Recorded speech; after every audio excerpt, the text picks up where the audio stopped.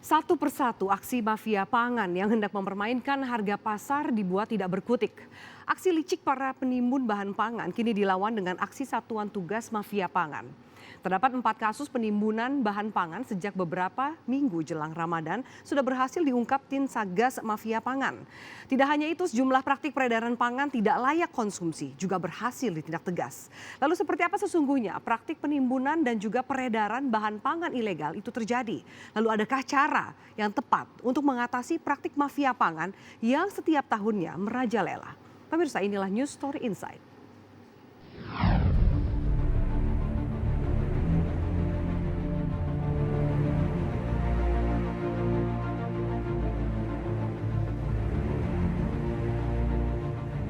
Sedikitnya 6 kasus penimbunan bahan pangan yang jumlahnya besar berhasil diungkap Satgas Pangan yang dibentuk pemerintah sepanjang tahun 2017.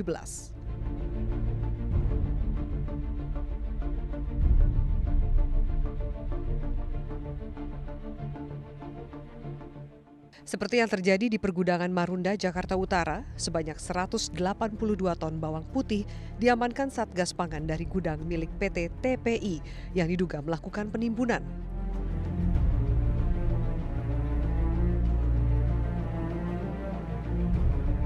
Dari hasil penyelidikan sementara, bawang putih asal Tiongkok dan India ini diduga hasil selundupan karena tidak didukung oleh dokumen importasi yang lengkap.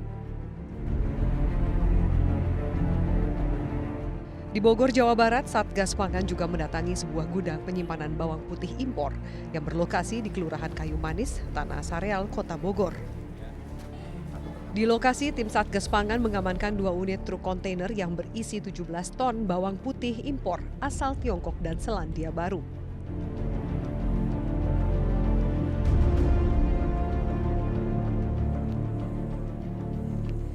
Kasus terbaru yang diungkap Satgas Pangan adalah kasus penimbunan beras sebanyak 86 ton yang terjadi di Kemayoran, Jakarta Pusat. Tidak hanya melakukan penimbunan, para pelaku juga memalsukan kemasan beras berkualitas dengan beras yang kualitasnya buruk.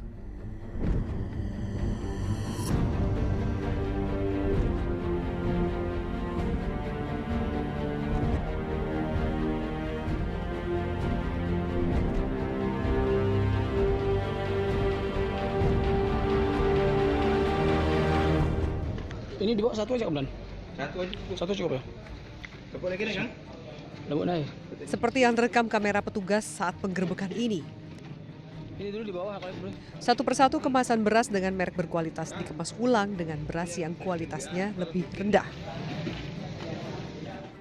Untuk mengetahui lebih dalam motif para pelaku, tim NSI mendatangi lokasi penimbunan di Jalan Sumur Batu Raya, Kemayoran, Jakarta Pusat. Oke, Mas Madia, sekarang kita menuju ke TKP, gudang penimbunan beras. Ini tempatnya? Iya, betul. Terima kasih. Kalau dari luar tuh sebenarnya aktivitasnya nggak mencurigakan? Iya, dari luar itu kan aktivitasnya tertutup, gerbangnya selalu dalam keadaan tertutup. Ketika mobil keluar, langsung ditutup lagi. Jadi warga sebenarnya tahu nggak sih ini gudang apa? Sebenarnya warga tahu ini gudang buat penyimpanan beras dan gula. Makanya dari situ kita dapat informasi.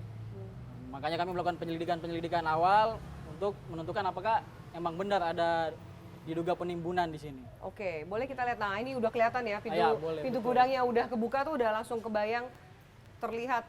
Iya, tumpukan-tumpukan beras. Sejauh ini hasil penangkapan kemarin tuh berapa beratnya atau berapa jumlah yang berhasil disita? Kurang lebih 80 ton ya. 80 ton? Iya, beras berbagai merek dan jenis. Mas Madia, nah ini sudah disiapkan sebenarnya ya barang bukti dan lain-lain. Bisa dijelasin nggak sih apa sih yang mereka lakukan di gudang yang tertutup ini? Ya, untuk pada saat kami penangkapan itu kan mereka sedang melakukan pemindahan. Jadi dari beras yang merek ini SJ ke beras yang merek ini ya. Jadi ini kepala dan ini udah beredar di masyarakat atau belum? Udah, ini udah. Jadi ada yang palsu dong? Dugaannya seperti Bisa itu. dikatakan palsu kan? Karena sebenarnya memang barangnya itu bukan merek ini bukan dengan kualitas merek ini. Iya, betul. Tapi di pasaran memang harganya lebih mahal? Iya, di pasaran harga merek beras ini lebih mahal. Oke. udah olah TKP ya? Ini, oh tahu nggak? Ini kondisinya mereka melakukannya kayak begini? Iya, seperti ini. Seperti ini. Dituang, terus Dituang, dimasukin pakai ini terus dijahit pakai ini, mesin penjahit. Jadi jahitannya nanti seperti ini. Udah berapa banyak yang lolos ke pasaran dari gudang ini menurut keterangan dari saksi atau ada tersangka? Sementara keterangan saksi karyawannya, mulai kegiatan itu sekitar tahun 2014 ya. Ini baru berdasarkan keterangan ini, karyawannya aja. Jadi udah sempat beredar di masyarakat. Iya. Kebanyakan beredar di masyarakat di mana? Di pasar tradisional atau ada toko-toko agen khusus? Dari pengakuan para saksi karyawan juga, kita mendapatkan dia ada yang ke pasar dan ada yang ke toko-toko sembako. Berapa harga atau keuntungan yang mereka dapat dengan melakukan ini, mengganti kemasan ini? 243 243.000 ribu per karung yang besar yang itu? 50 kilo. Oke. Kali berapa ton? Iya. 84 ton? Iya, betul. Dan sudah berjalan dari 2014. Iya, Ini oke. Nah, sekarang satu yang besar itu bisa jadi berapa kemasan yang kecil ini? Jadi 10 kemasan yang 5 kilo. 5 kilo ini. Jadi masyarakat mesti hati-hati nih, jangan-jangan beli berasnya palsu. Nggak sesuai dengan Ya. harga dan merek yang mereka inginkan gitu kan? Ya. Susah nggak waktu itu nangkepnya itu seperti apa situasinya? Pada saat penangkapan ya mereka sedang melakukan ini, penggantian kemasan itu. Makanya yang SJ ini kan dituang ke sini yang 50 kilo. Ini semua barang SJ nih ya? Ya, betul 50 kilo. Terus ditimbang 5 kilo, dimasukin ke sini terus dijahit. Oke. Untuk Lebaran ini udah selama puasa bulan Ramadan sampai puasa deh sampai hari ini udah keluar berapa ton? Kita kan melakukan penangkapan sebelum puasa. Iya. Jadi tapi berarti operasi pas di puasanya belum. Tapi sudah terjadi dari 2014. Ya. Susah nggak sih untuk membongkar para pengepul atau penimbun atau mafia pangan kayak gini? Sebetulnya sih gampang-gampang susah. Yang penting ada respon proaktif dari masyarakat ya. Jadi informasi sekecil apapun boleh disampaikan ke kita. Nanti kita dari Satgas Pangan yang telah dibentuk dari seluruh Indonesia ya, pasti menindaklanjuti laporan-laporan tersebut. Jadi harga-harga di pasaran itu bisa stabil. Permainannya kayak apa sih? Alur orang tuh nimbun supaya bisa mengambil keuntungan lebih banyak karena harga jadi naik karena suplainya kan berkurang gitu. Iya. Ya, alurnya mungkin seperti itu ya, melakukan penimbunan, ditumpuk sebanyak-banyaknya. Nanti pada saat udah ada terjadi lonjakan harga, baru dia keluarin sebanyak-banyaknya dengan harga sesuai kemauan dia. Gimana Anda menjelaskan ke masyarakat supaya mereka tahu bahwa dengan harga yang mereka bayar, dengan produk yang diinginkan, mereka nggak kena tipu? Caranya gimana gitu? Menjelaskan ke masyarakat bahwa supaya mereka ini nggak beli barang-barang yang ternyata mereknya beda, kualitasnya juga berbeda. Ini kan penipuan nih. Iya, itu dia agak sulit untuk membedakan kalau udah beredar itu agak sulit yang membedakan mana yang sesuai dengan kualitasnya. Tantangan terbesar dari teman-teman di lapangan untuk membongkar gudang macam ini, pelaku kejahatan pangan seperti ini apa sih? Ya itu, akses yang tertutup.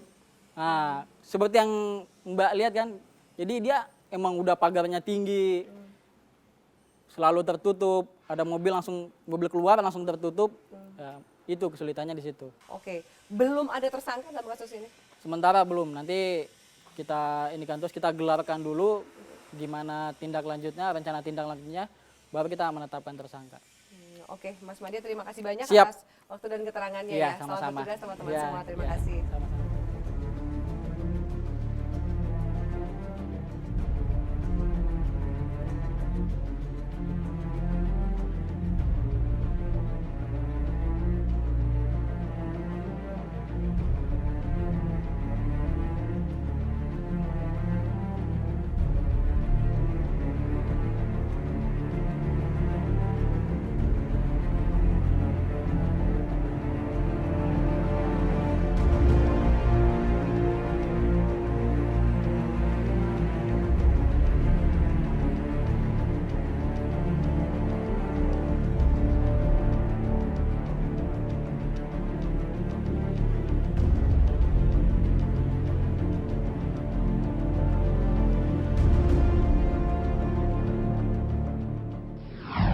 Satgas Mafia Pangan mengamankan 10 orang pengganggu distribusi bahan pangan yang menyebabkan kenaikan harga di pasar.